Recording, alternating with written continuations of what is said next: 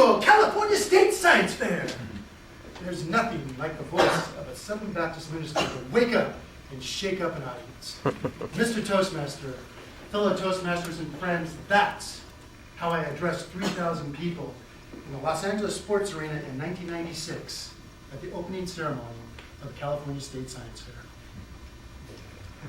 I was the director of judges, and as such, I had to be on the ceremonial stage. I was the last of 4 speakers.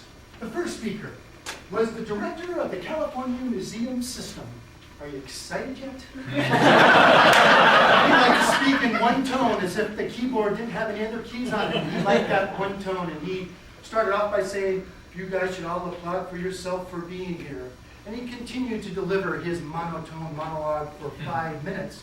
And you could see the audience slumping. The second speaker was the chair of the fair. He also started with, "Give yourself a round of applause for being here." He was a professor who studied the physics of sub-freezing temperatures on solids.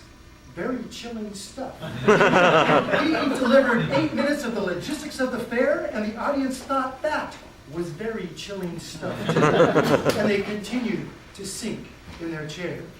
The third speaker was none other than the First Lady of California, Gail Wilson, the wife of then Governor Pete Wilson. She was a Westinghouse finalist when she was in high school, very prestigious award. So for the 8 years her husband was in office, she was a sponsor and the keynote speaker for our fair. That morning, she looked like she had just flown in that morning. She looked tired. She had heavy bags under her eyes, and they tried to conceal it with a couple of coats of paint. She pushed her out on stage, and she began to deliver her keynote address, and you can tell her heart just wasn't in it. And the audience could tell as well. They started to introduce me. Oh boy. By the time she got done speaking, we had some students in full repose and their eyes shut. The other students were just dazed and confused. And they introduced me, and just before they said my name, this lovely lady sitting next to me on the stage elbowed me and said, "Lee, you need to do something." I got up, and in the 6 seconds it took me to walk to the lectern, I rewrote my entire opening and my entire speech. And you heard it. "Mom, brothers and sisters!" I saw before me 3,000 people shaking. They sat up, their eyes got big, they let out a boisterous laugh. And then I followed up with the Southern Baptist minister comment, and they laughed at that too. At that very moment, I had 3 goals in mind. First, I had to instill the spirit of life in this audience again. Second, I had to put them at ease for the 6 hours of judging that was to ensue. And thirdly, I had to let them know how special they really were. So as a good Toastmaster, I had that call to action from the lady on the chair. I started with a question to keep them engaged. I said, "How many of you are nervous?" And 80% of the hands in the students went up. And I said, "That's natural. But remember this, of all the people in this sports arena today, you know your project the best. Just tell the judges what you know, and you will do well." Here's another little technique I learned from an actor down in Hollywood. Take the heels of your palms and push them together. You can do it right now if you like. And you can feel your solar plexus, just tension goes away. The butterflies lay down and go to sleep. All throughout the day, I saw the students standing by the door. I said, even before I come out to speak, I need to prepare myself. As a matter of fact, 20 minutes ago, I went into a back room. It had a mirror.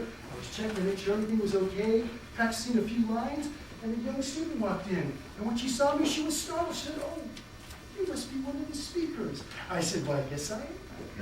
She said, "Oh, I bet you're really nervous." I said, "Oh, no, I'm a Toastmaster. I practice public speaking all the time."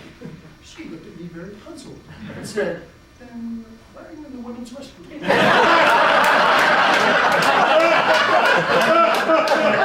Shook again. You can feel the vibration came all the way back to my feet. And then I spoke from the heart. I said, "We live in this entertainment-oriented society. We pay tens of millions of dollars to athletes, to actors, to musicians, to comedians. And there are just a few neuroscientists in the world who can perform a very specific brain surgery, and yet we don't pay them anywhere close to that kind of money. Our society's message is, we like entertainment, more than we like saving lives.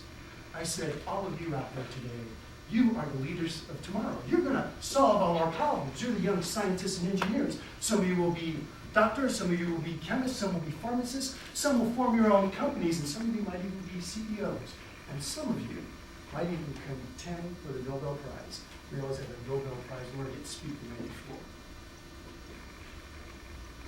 Hear this now. You made it all the way to the California State Science Fair. And that's something you put on your resume forever, and that's something no one can ever take away from you. And from the upper balconies, this applause started. And it started to get louder. And then the lower tiers, it started to get louder as well. And it crescendoed for a good 20 seconds. Imagine as a speaker, 20 seconds standing on a stage. At one point, I had to take a couple steps back just to let them have their moment. The upper tiers were the parents and the teachers, and the students were in the lower tier.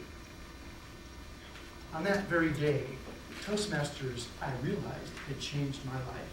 From the moment I got that call of action to stand up, all my years of doing weekly meetings prepared me for that large audience. The table topics prepared me to rewrite my entire speech. The humor, the vocal variety, the body gestures, all of that I owe to Toastmasters. Toastmasters changed my life.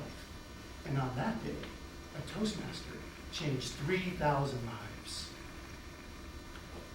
So my brothers and sisters, if you believe Toastmasters can change your life, give me an amen. Amen.